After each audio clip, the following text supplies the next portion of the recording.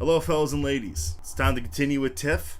More TIFF. A lot of the TIFFs. You can just skip this video if you want and go read about not only this one where I ranked it amongst everything I saw at TIFF, generally how I felt about every movie I saw at TIFF on Bite Size Breakdown, where I also covered the festival for, mainly covered the festival for, if I'm being honest. And just check out the website overall. It's a great website, quite frankly. But I'm going to continue on with my TIFF coverage with not only one of the buzziest films at the festival, one of the buzziest films of like the season overall, Emilia, Perez. Latest film from Jacques Audier, which not only won second place at TIFF, but also won the jury prize at Cannes, which is essentially third place. And this film follows a lawyer who is tasked with helping a Mexican cartel leader leave a life of crime behind by having a gender reassignment surgery. And it basically follows the cartel leader's life and the lawyer's life following this transition. Like I said, this movie has been quite buzzed about, for better and for worse. I think at Cannes it got a lot of high praise, although in the subsequent festivals that I went to, I think it started to get a lot more critical. Like, it's still really praised, but I feel like it did start to, you know, its naysayers started to pop up. And I can't say I don't understand both sides of this. I do think that this movie has its very clear,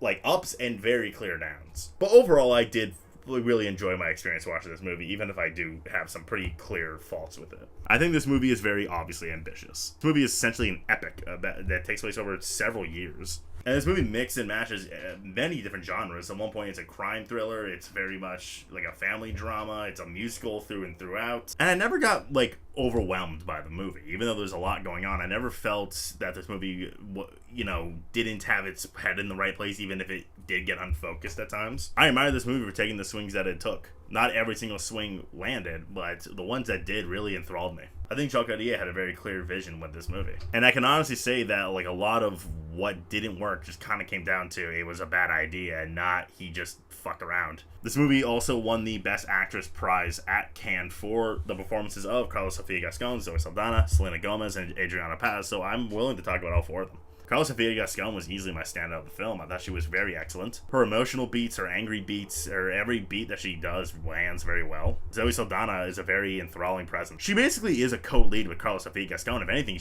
you would argue that she's more or less the protagonist, even though I do feel like Carla Sofia Gascon is more or less the, like, center of the film. But Zoe Saldana really worked very well. Her character is pretty underdeveloped. Like, Jacques Audier had some things she wanted to do with this character, but it kind of fell flat, or at least something just got lost, and I just didn't really feel it with this character. But Zoe Saldana did an outstanding job of with the musical sequences, with the emotional beats, with her charisma. She's very entertaining to watch. I'll be surprised if someone didn't say that Carla Sofia Gascon or Zoe Saldana was their standout, because it's very clearly those two who run the show. But I did think Selena Gomez was very good in this movie. While the bar may be low, her performance is easily the best I've seen her in, and she did prove herself really worthy of this kind of work. She did have dramatic chops, and I actually did enjoy her storyline.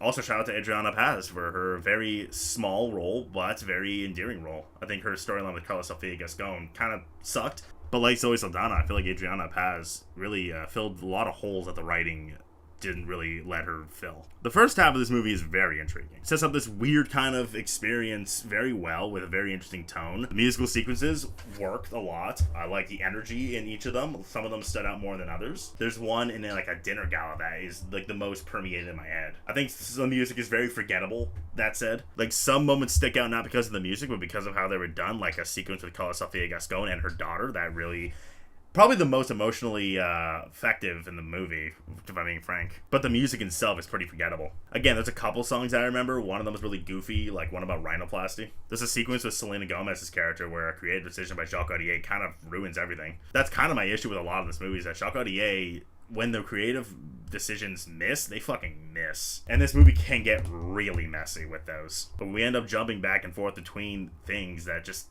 kind of feel a little bit like whiplash. Like, we go from one really exciting, very electric musicals number to a very baffling dramatic sequence. I don't think the movie hammers home the music, which is, for a lot of people, a good thing, myself included. I'm a musical fan, but I didn't need it to hammer home the music, and when it does focus on his characters, it's decent, but there is something clearly emotionally missing. I think the most emotionally satisfying, like, stuff is with Carla Sofia Gascon and Selena Gomez's characters, and even that kind of has its holes in it. There's this like storyline about Carla Sofia Gascon being like a trans champion. It felt like Zoe Saldana was just kind of there to tag along. I don't really know what her emotional arc with Carla Sofia Gascon was, but the movie did hammer home that there was one. In the back half, the movie gets very messy. Back half is very noticeably sloppier than the first half, and it just kind of lost me in many places. While I was still enjoying myself, this movie is very entertaining for what it's worth. I have a hard time seeing how someone, wouldn't have some fun with it. Even if you hate the movie, there is some very entertaining and creative things in the movie that kind of keep your, interest piqued. I kind of wish we got a little more from these characters, if I'm being honest. Like, as much as I thought Carla Sofia Gascon was amazing, I did kind of feel like there was something missing from that character. And then the ending is pretty awful. Like, it just kind of ends in a way where I'm like, this didn't have to end this way. It feels like we were just kind of jumping to this moment so we can end on a cry moment. And for a lot of people it worked, but for me it didn't. A lot of what I liked about this movie was mostly entertainment and not really the emotional connection I think the movie wanted me to have. Well, I was more interested in what Jacques Audier was trying to do and the swings for the fences that he was trying to go with. Even when they missed, I thought they were interesting. Not every beat in Emilia Perez works smoothly. There was a lot of choices that feel questionable. It can get quite messy. But the ensemble works wonders, and when Jacques Audier's ambition lands, it can be effective and entertaining, even when the genre frenzy could maybe be a little annoying. It still wound up being a worthwhile experience, and I'm going to give Emilia Perez 7 Alex Russos out of 10. At this point in time, with how well it's doing with audiences and industry, I think even if it just ends up getting fucking murdered by critics, it's just gonna get Best Picture. I think this movie's looking down the barrel of at least like an 8 to 10 nomination range. At this rate, picture is a guarantee. I think Jacques Audier not getting director will be baffling to me. Carla Sofia Gascon is definitely getting nominated for lead actress. Could she win? Like, maybe, but I did kind of back away from the idea of her winning after I saw it. Zoe Saldana is absolutely getting it for supporting actress. I've seen some suggest she could win. I definitely didn't really think so after seeing it, but based on the way things are turning out, I could definitely see her being a very worthy and pretty easy thing to kind of resort to. Like, she would not beat Divine Joy Randolph last year, or even Ariana DeBose. But I think this year, with the way things are turning out, she could easily just win. In terms of text, sound is gonna happen. Musical, cartel stuff, a lot of guns and uses of sound. It's gonna get sound. It's gonna get a song nom. Which one? I don't know. Then it's not a very, I don't really love the songs, so I can't really tell you which one, but whichever one gets submitted is gonna get it, maybe even 2.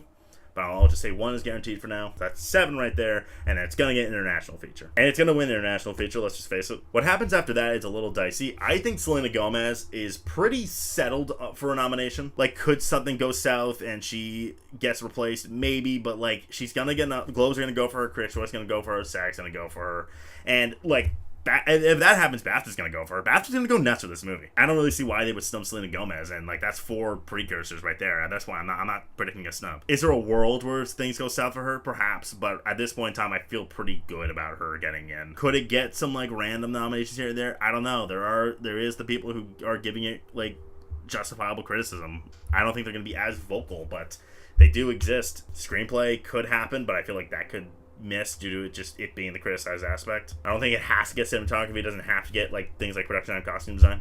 Actually, makeup it might actually really get. There is something I didn't realize they did with makeup that I'm like, ooh, okay.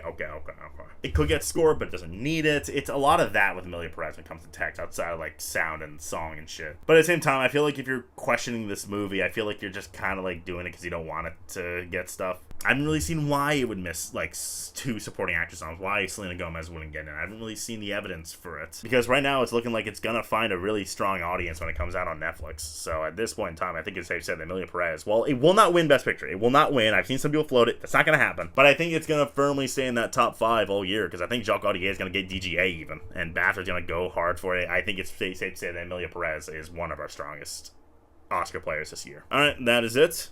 Like, subscribe, and share, and I'm gonna go sing about some cartel shit.